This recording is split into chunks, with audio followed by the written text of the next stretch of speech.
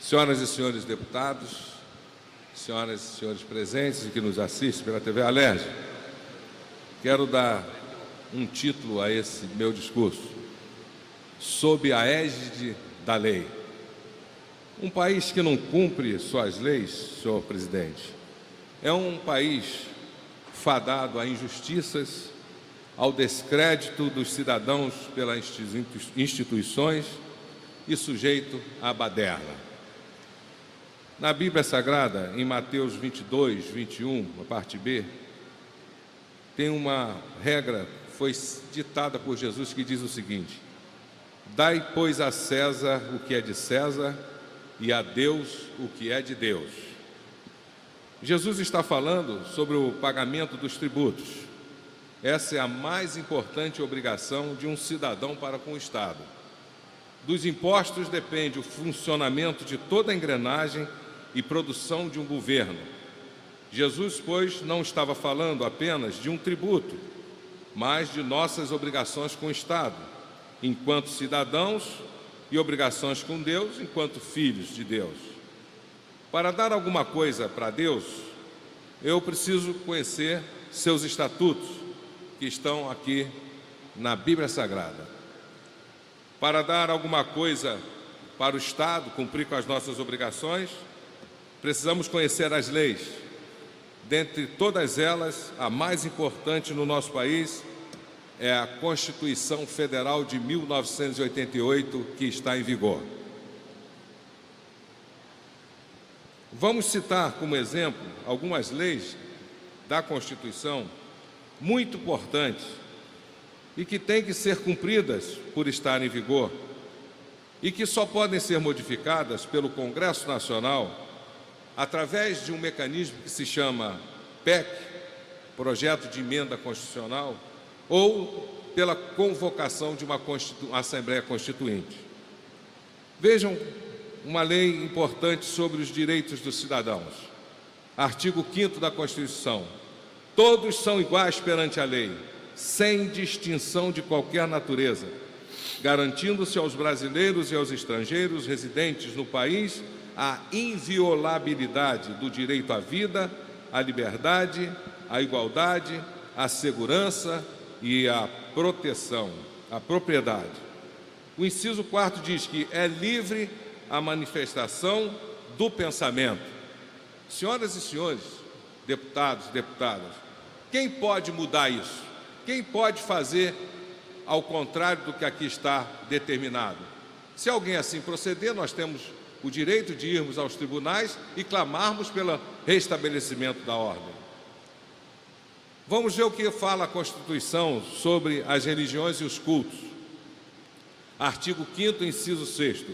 É inviolável a liberdade de consciência e de crença, sendo assegurado o livre exercício dos cultos religiosos e garantida na forma da lei a proteção dos locais de culto e suas liturgias.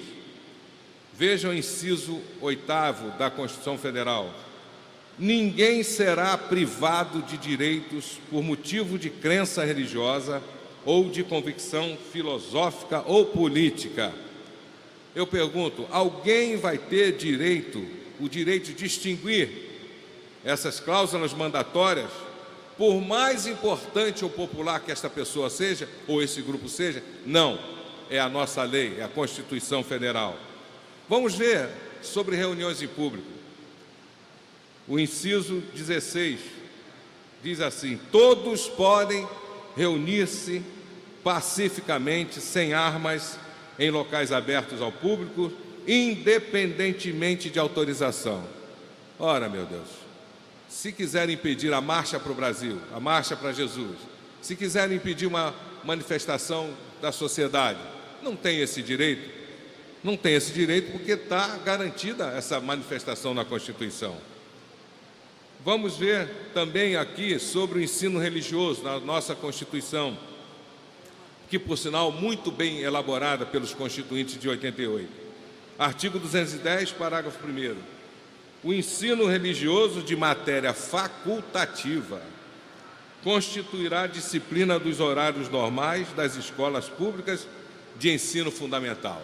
Se o seu filho está na escola pública e alguém existe ali uma aula de uma determinada reunião que não é praticada pela sua família, e alguém exige que o seu filho participe e aprenda essa religião, o que você vai fazer? Você vai entrar na justiça, vai arguir o tribunal para que seja respeitada a Constituição, que determina que a liberdade religiosa e que as pessoas são facultadas a escolher em qual curso, em qual religião vão deixar seus filhos participarem. Agora vamos falar sobre a polêmica atual. O que diz a Constituição sobre a condenação e a prisão de um cidadão brasileiro? Artigo 5º, inciso 57. Ninguém será considerado culpado até o trânsito em julgado de sentença penal condenatória. Inciso 61. Ninguém será preso senão em flagrante delito ou por ordem escrita e fundamentada de autoridade judicial. Vamos então explicar, porque nem todos têm assim o conhecimento do que seja essas instâncias. O que significa primeira instância, segunda instância e trânsito em julgado? Primeira instância, quando um cidadão é réu de um crime e sendo julgado pelo Tribunal de Justiça, tem sua culpabilidade decretada por um juiz e estabelecida a sentença condenatória. Essa é a primeira instância. Segunda instância, quando um cidadão julgado e condenado por um juiz na primeira instância, apela para que seja revisto o julgamento, tendo por base alguma prova a ser considerada. A sentença ou a declaração de inocência será dada por um desembargador, cargo acima de juiz, através de acordo. E o trânsito em julgado?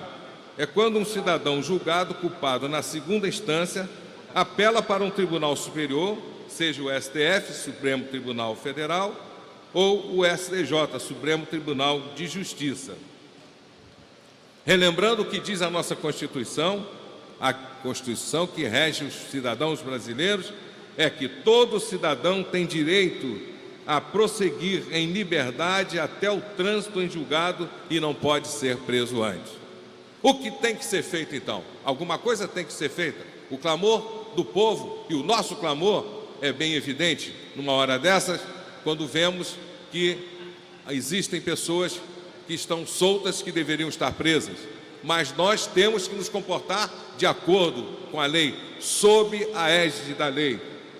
O que tem que ser feito? O Congresso Nacional, os deputados e senadores, eles têm que elaborar um projeto de emenda constitucional PEC, modificando a Constituição Federal para acatar a diretriz de prender os cidadãos brasileiros logo na primeira ou na segunda instância, ou então se reunirem numa Assembleia Constituinte e mudarem totalmente a lei.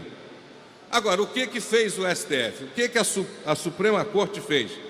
O STF zerou a questão para seguir o que está expressamente definido na Constituição Federal. Foi objeto de preocupação, certamente, alguns abusos cometidos na definição de quem vai preso ou não vai preso. E pensou-se certamente que no futuro poderiam ocorrer aberrações de desrespeito à Constituição Federal. Logo, cabe aos deputados federais e senadores a necessidade da reforma da lei. Mas desde 1988, nenhum deles solicitou essa reforma, apesar de ser um instrumento permitido a qualquer um deputado ou senador, desde que tenha o apoiamento de seus colegas parlamentares. Portanto, senhores deputados e deputadas, senhor presidente, esperamos que os deputados e senadores, dessa vez, pressionados e sensíveis ao clamor da opinião pública, produzam essa mudança na Constituição Federal com a máxima urgência. E da minha parte, quero deixar bem claro que eu concordo com a prisão em segunda instância. Vou repetir, concordo para que não haja dúvida. Concordo com a prisão em segunda instância, mas não concordo que se aviltem a Constituição do nosso país. Para isso eu jurei fidelidade à Constituição, assim como jurei fidelidade à Palavra de Deus. Meus amigos, deputados federais e senadores, trabalhem duro, trabalhem sério para modificar a Constituição Federal, a fim de que nós possamos decidir e caminhar com o Brasil sob a égide da lei. Muito obrigado.